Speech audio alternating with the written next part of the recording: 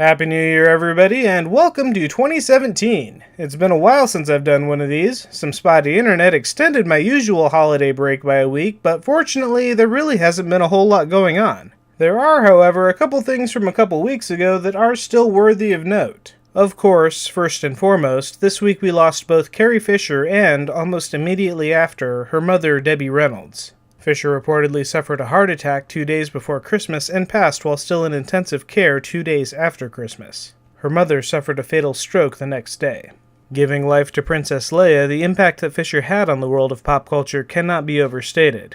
On camera, she was an inspiration for girls looking for a heroine in science fiction. Off camera, her personal struggles and triumphs over them helped destigmatize mental disorders and proved that you can come back from the brink.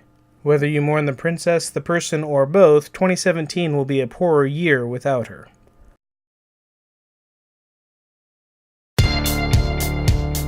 Life is like a hurricane, so batten down the hatches and watch some DuckTales until it blows over. Disney XD announced the voice cast for the upcoming reboot of the classic show via musical number, starting with Danny Pudi, Ben Schwartz, and Bobby Moynihan as Huey, Dewey, and Louie, respectively.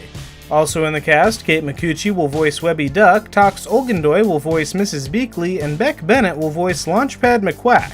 The biggest casting announcement, though, has to be David Tennant as Scrooge McDuck, which couldn't be a more perfect role as it gives the Scottish actor a rare opportunity to use his actual accent in a part. The new DuckTales series will start on Disney XD this summer.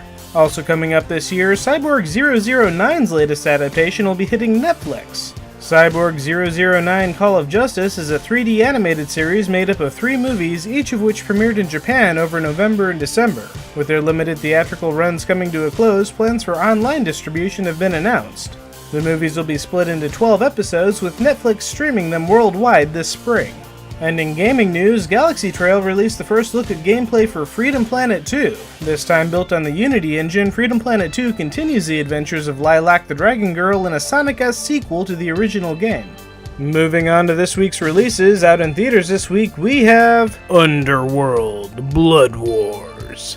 Kate Beckinsale is squeezing back into the skin-tight leather for another round of killing vampires and werewolves.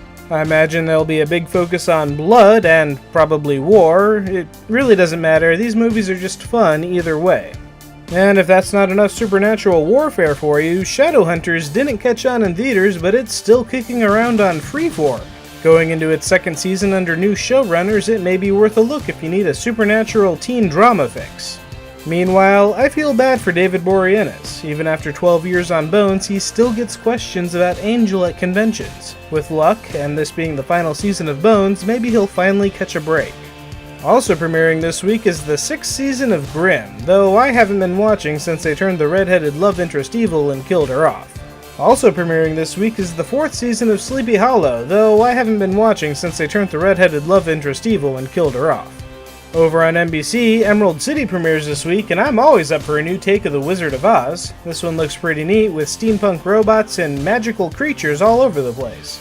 Meanwhile, on the anime side of things, Dragon Ball is back in a big way this week. Not only will Adult Swim start airing dubbed episodes of Dragon Ball Super on Saturday, but they'll also air the recently completed final arc of Dragon Ball Z Kai.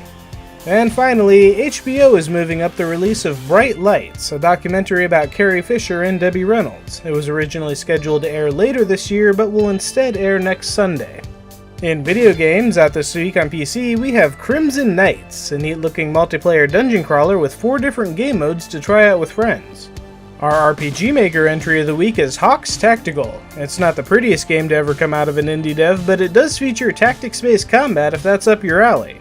Also in the retro style, we have Milkmaid of the Milky Way. Point-and-click adventures don't usually catch my attention, but this one did. And if you want some more pixel art, there's Don't Chat with Strangers, an interesting looking game that I think has you talking online with a ghost. For something a little more action-based, Arena Hero has a cool style and a neat premise. From what I can tell, the game consists of a series of hack-and-slash challenges on tiny platforms. And finally, Standby is yet another entry in the pixel art precision platformer genre, putting you in control of a man in a bright green jacket and absurd jumping skills. Wrapping things up with this week's CGBros video, check out this interesting look at Realty with Homesick by Alyssa Downs.